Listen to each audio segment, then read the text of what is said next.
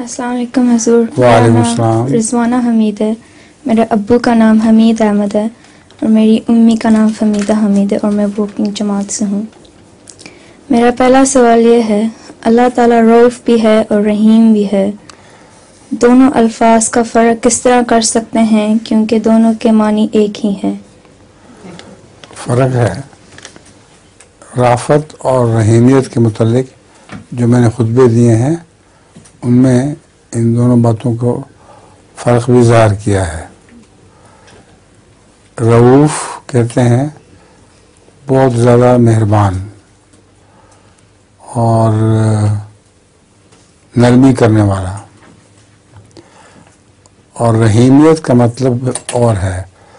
رحیمیت کا مطلب ہے نیکی کا بدلہ اعلیٰ درجے کی نیکی سے دینے والا، تھوڑی خدمت کا زیادہ بدلہ دینے والا، اس کو رحیم کہتے ہیں.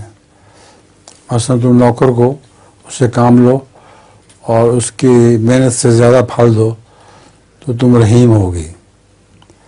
تو حضرت صلی اللہ علیہ وسلم کے متعلق آتا ہے بالمومنین رؤوف الرحیم، مومنوں پر بہت نرمی کرنے والا بھی ہے اور ان کے تھوڑے سے اخلاص کے بدلے میں ان کو بہت زیادہ عطا کرنے والا ہے.